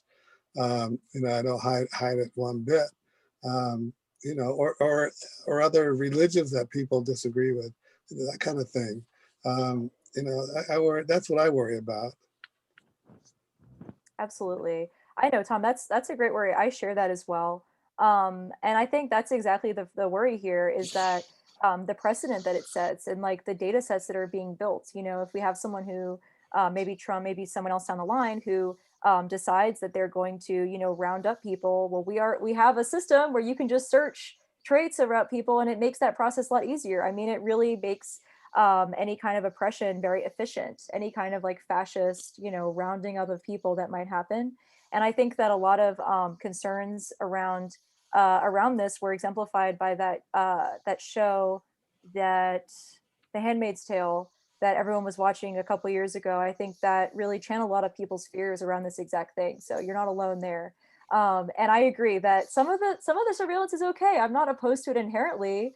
But the kind of things that we hear about, from Snowden and others, I am concerned for now, and for, setting a political precedent for the future. So yeah, you're not alone. And Jan, I think maybe you were the only other person that I don't think you've had a chance to ask a question. Did you have anything? No, I didn't have any questions I wanted to ask. Okay, thank you. So Bob, and then Ryan, and let's start with Bob and then Ryan. So I think that if you're concerned about these issues, the easiest privacy move that you can make is to use the Brave browser. So Brave cuts down on cross-site scripting, and I get almost no ads with it. And so Chrome is a very degraded experience compared to Brave. You could go down a security rabbit hole, and I won't take you there, thank goodness. But just using the Brave browser is a big deal. And Janet, one of the things that I might take exception, one of the statements that I might take exception to is that these systems were designed this way. It is my belief, you can tell that I've studied this for quite a while. And so I think this is more of an emergent property of these systems, or an inadvertent property, rather than a property that was designed in. Thanks. Yeah.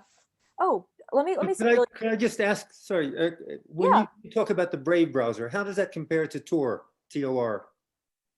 So Tor is not a browser, it's a router, but Tor is embedded into Brave if you want. So, but even if you don't use the Tor slows things down quite a bit. I get 3 Mbps at my home, and running Tor is way too expensive, and people don't know how to do it. So check out Brave. I have no financial stake in Brave. It's open source, blah, blah, blah. Additionally, for your edification, Janet, Brave gives, if you want, you can turn on basic attention tokens if you know what bats are. I use Firefox. Okay, and I think Firefox is degraded compared to Brave. I think it's just like horrible. So that's one old guy's opinion. I'm certain of that. Thank you. Aw. It's one very valuable old guy's opinion. I'll tell you that. So that you're right. I should clarify that the internet was not built for surveillance. That was an emergent property later. I was talking more about like these social media companies and apps, like the way they design their like corporate systems. But okay, yeah, Bob. Okay, anyway, sorry. You're right. You're totally right about that. Brian? Oh, hi. Okay, no, I'm not. So I just threw through the chat for everyone. Secure email is Proton Mail. That, yeah, it gets Bob's seal of approval, so I like that. But I did want to comment here. So I'm a former member of the IC, not on the civilian side of the military. I was an intel analyst and a Farsi linguist. AO in Central America, watching drug lab operations for 2 years.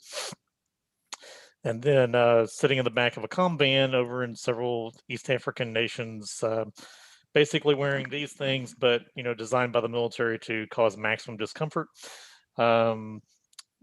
Just listening to intercepted phone calls and radio traffic, trying to find Farsi. Which, if you walk into a Starbucks, okay, you might hear some different tables speaking a foreign language. You wouldn't necessarily know what it was. That's the level that I was trained to, was just being a signals interceptor interpreter. And when we heard Farsi, then you start the tapes, upload, they get the satellite link for the out-of-town base into Vincenza, Italy, and to our friends in Maryland. We all know who that is, the big black cube.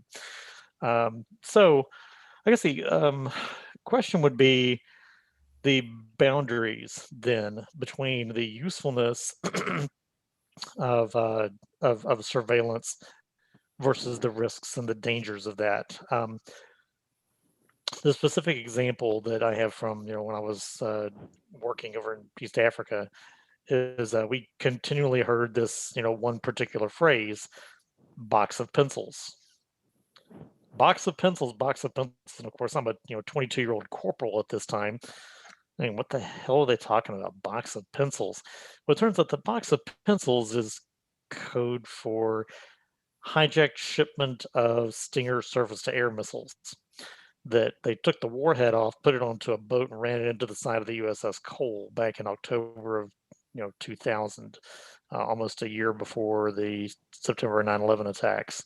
So September, 9/11, 2001. So I guess we just want to know, where do you find the balance between that? Because I think if our IC had the tools they needed, and of course I disagree vehemently with how that was misapplied. But where do we think? Oh, okay. Yeah, you got your SIGINT guy. Thanks, Bob. I appreciate it. So yeah, I think if our different IC channels had been communicating properly to each other, then we could have avoided 9/11 happening and 3,300 people's lives not lost that day. On the other hand, yeah, I'm a little worried about a social credit system being developed here, even if if it's blatantly obvious over Sesame, is what they call it over in China. Okay, so Janet Ruppert posted some negative information about the Chinese government, so we're going to downgrade her score. Moreover, we're going to inform all of her friends in her social network. Somebody help me, what's it called? WeChat. Okay, all of her WeChats just got notified that her score went down, and if they keep her as a friend, their scores are going to go down, which means that Janet Ruppert might not be able to qualify for a new car loan. Oh, you did something that's blatantly against the stated objectives of the planned economy of the Chinese government. Okay, well then now your score goes down because you were fighting the current. Well, that's a fantastic tool for social and political control. Where does the balance lie? Oh, I mean, I am not qualified to answer that question. I would say that in terms of our national security, I think it would be great if we actually had policies of peace, and not like destabilizing regions in the first place, and not waging war on behalf of foreign companies like oil companies in the first place. I think that would go a long way towards actually addressing these problems, as opposed to disciplining, controlling people who might potentially be terrorists. Like if you there's a report called Mapping Muslims in New York City that shows like how just community, like meeting places of like the Muslim community in New York City after 9/11 were like just completely surveilled, and it completely crushed freedom of speech for a lot of people who had nothing to do with terrorism. They were just Muslim American. So that's kind of more my territory, is like domestic rights of people who are living in the US. So I have to say I'm really not qualified to answer the question of like where is surveillance helpful versus not, but I do have a lot of critiques of our foreign policy overall and the way that we wage war, like I said, on behalf of like economic interests. And I don't really think anyone believes the US is like the bastion of peace in the world or anything, No, no one thinks So that. anyway, Cheryl, do you have your hand? Yeah, Yeah, or someone else? I'm gonna just take one more question and then we'll kind of wrap it up. So Tarun, I think you had your hand up earlier. Did you want to ask the last question? Yeah, actually a couple of things. I was just curious how artificial intelligence is being used in surveillance. And second thing is, I have a couple of questions regarding research at CU Boulder specifically. Is it okay if I send them your way? Yeah, let me drop my email to y'all so you can send me a message if you want. And then I can say really quickly, I think the hot topic around surveillance and artificial intelligence is the use of facial recognition AI. So using improving facial recognition algorithms by the use of machine learning algorithms, or through the use of other artificial intelligence tools, so that you can identify someone from just like part of their face, or just from their like skin tone and like their mouth or something, like very few features. And then also gait recognition. yes. Yeah, and then did you say gay recognition? Gait. In other words, Oh, gait recognition. Okay, I was gonna say there was a company that got in trouble because they had like an algorithm that was supposed to tell someone's sexual orientation from just like a photo of them based on like dating profile, based on like photos from dating profiles that were crunched in some artificial intelligence or machine. No, this was how you walk. Gait, right? And let me tell you, I can see my friends from like a mile away. Some of them would be like, "Yeah, that's Chelsea." I'm like, "No, that's not the way that she walks." No. So, we already have that in our brains, but like computers are, in many ways more powerful if they're trained correctly. So, that's just like one hot topic of AI in surveillance, but they are definitely related to Rune. And yeah, anyone can reach out to me. I'm really busy this time of year, but I'll get back to you eventually. Maybe it'll be like midnight on a Sunday, but you'll hear back from me eventually, I promise. That's okay. Take your time. Yeah. Well, thank you, Janet. This was a really, really good presentation, I have to say. Aww. Very well done. And you're a good speaker. Yeah, excellent. So Wow. thank you very much. Yeah, thank you, Really Janet. good. Thanks, Really Janet. good. Yeah. Appreciate you Thank you. doing the talk. Wow, you guys had such interesting thoughts and questions. I feel like I learned stuff too. I didn't know we were gonna have some SIGINT like EFF people in the chat, but yeah, feel free to reach out to me. I had a great time. Thank you. When are you defending your dissertation? Yeah. In like 3 years. In like 3 years. In 3 years? Okay. Yeah, I have funding for another 3 years, and it might take me another 4. It's a 5-year PhD program, so I'm in my 3rd year. So Okay. yeah. Yeah, good luck on that. See you. Hi, And Janet. Cheryl, thank you for lining up all these great presentations. Yeah, You're thank you, welcome. Cheryl. You're welcome. Kudos to Cheryl. Yeah. All right. See ya. Hey, Tom, do you want to stay on Okay. for a minute? And Jan, if you want to.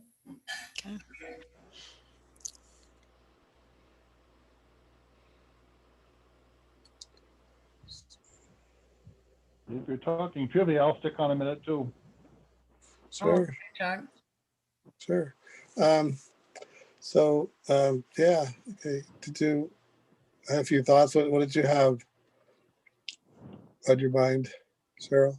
Well, hold on a second here. I was just, okay. Just making sure it's that core group. I hope Ryan wasn't upset. I booted him off. He wants to hear the nitty gritty details. Yeah, well, I think Chuck qualifies for sure. Yeah, and yeah, I wanted to give a shout out to things that Chuck is helping with and all the other volunteers. Yeah. What was I going to say? Oh, so we've been emailing a lot about the website changes. Mhm. What do you guys think? I like the new format. I haven't had a chance to write an email, but yeah, I do like the new webpage. Okay, good. Yeah, it's better. I just didn't like one of the slides that showed like a group, like a seminar going on or something. I just Yeah, but seemed a little what? We do Yeah, like- presentations, you know, looks like a presentation to me. Yeah, we have a couple of slides of actual presentations that we do. Well, so did you see the event page? I put a different kind of slideshow on there that I think it's nice and big, and 3 pictures per slide show. So we have 3 pictures for events, and 3 pictures for social Okay, gatherings. I'm looking at it right now. Do you want me and to 3 share the pictures screen? for our outreach.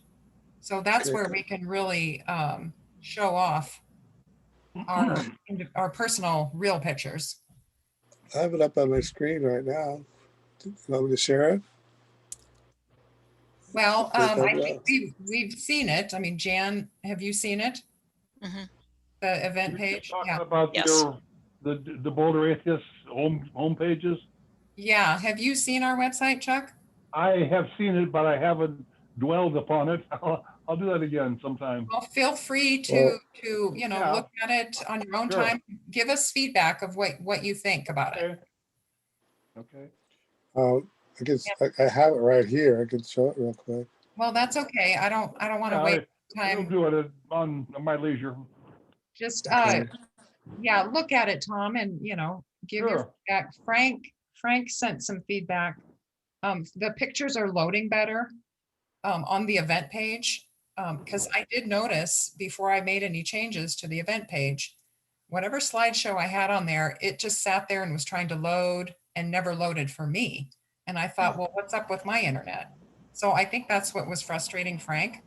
Yeah, it always worked for me, and I've got about as slow as he does, so I'm not sure. Yeah, Well, I think I got rid of okay. the old slideshow and put the new slideshow on, and it's loading better and I think is nicer. So he Yeah, it said has those he liked little that. lightning bolts in it though. What is that about? Well, it shouldn't have lightning bolts in it now. Well, I'm seeing lightning bolts right now. I mean, to show it. Let me just show it real quick. Okay. What I'm talking about. Just can't get it over with. Maybe look at the weather Okay. channel instead. Do you? What happened? Do you see this? Huh. Yeah. I don't see Okay, that's what I tried to get rid of. Yeah, see, I wasn't seeing that on my computer. Yeah, I thought that I changed. That's the old one. Well, let me refresh it then. Let's see. Well, now this, okay. Oh wait. Okay. There we it went go. away. There we go. I guess had an old version still sitting out Okay, there. good. Okay. It's not Now- moving. Well, it's on a 5-second. Oh, okay. Yeah, that's better. Okay, So never it's mind. not, it doesn't annoyingly move, when you don't want it to. Oh, that's good. Yeah. Okay. All right. And then on the home page, you have this, and this looks good. That looks better. Looks better. Yeah, well, that was the same. This is the only one that kind of doesn't appeal to me. When we have actual pictures of our own presentations, this looks kind of canned. Okay, so this is the the way only I was issue. trying to think how I feel about this. This is the home page. And the way I equate this is if you're trying to make a good impression with somebody, you'll probably dress in your best suit or, pantsuit or dress or whatever. You're going to look your best. Yeah, but we're not. And then when somebody formal. wants to look further, they look further through your website, then they start to get to know the real you. But you've made a really good first impression. And so you kind of you grab them and then we start showing, we show a lot of our personal pictures. So Like, it's not yeah, like we're hiding anything, right? so yeah, It's just we're trying informal. to make a good first impression. And that's why I want LGBTQ to Something feel like that would make a really comfortable. good first impression. But do you get what I'm saying, Tom? It's like I want the LGBTQ to see somebody that they recognize. I want, disabled people to see somebody they recognize. And these are all professional, kind of anonymous type photos where you're not really seeing people's faces, whereas before I had photos on there where we were seeing people's faces. And then there's a heterosexual couple, and then the different skin colors. And when you go to other people's websites, you see this all the time. People use stock photos to kind of give a professional look. But then, we are not hiding who we are at all. And we start showing exactly what it looks like to be in our presentation at the library on the other page, right? So that's just how I'm thinking of it. Yeah, I think that one of these pictures like that one would be really good. Like the package one. I mean, it's all right. I mean, it's better. It's definitely better than it was. So I think everybody is sure. getting a good idea and viewing it. And then Jan, you'll put it on our agenda next time. We'll vote. And we'll get a majority of what the board likes. And then we'll go with that. So if we need to make some changes based on that, we will. Okay. So yeah, I just wanted us to get some verbal talking about that instead of just through the email. Yeah. Okay. I think it's going along. Yeah, and there's a few things like the blog page hasn't been updated in a long time. Other things, that need to be updated. And but it's pretty good. We may need to decide of, where we're going to put our time, how we're going to use our time. Because when we built this website and put a lot of effort into it, I didn't have a job. Now I have a job. And so we need to make some key decisions in our group. Okay, what should each of us focus on with the priorities? And yeah, I would love to have somebody volunteer, to work on our website. That would be another opportunity. If somebody wanted to kind of tinker around with our website and help us make changes when we want changes made, that would be a good volunteer job. Yeah. Is it written in 3270 assembler language? What? No, or not even HTML. If you're familiar with Wix, you've heard of Wix, right? I mean, that's what we use. So the last thing I want to talk about before we finish is, are we confirmed? Is that's what we want to do for Thursday? Is the categories, right? I guess so. Yeah. So I'll just change the description, say trivia night categories version or something like that. Let's look at one of those. I don't think it'll matter to the participating audience. They'll like it, sure. Yeah, that's a good point, Chuck. Should we rename the event to be kind of like a community game night? And then we kind of decide within the board group, is it going to be a trivia or categories? We could even find other types of games that might be cool.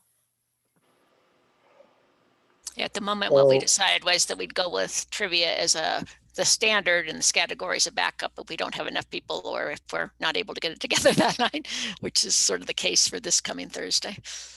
Right. Yeah, we've got training. We're going to do training November 10. So we can definitely shoot for trivia, the next community trivia event. Let's see. Okay, so just did an update here. Let's see if we got this. Okay. So okay, I'm gonna take the screen one more time just so you can see this.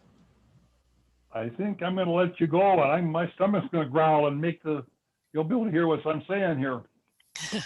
Have a good day, guys. Bye. See Oh you yeah, later. you too, Chuck. Take care. Good seeing you. Do you see this? Yeah. How's that look? Oh, It's like a categorized title. version. Does that work?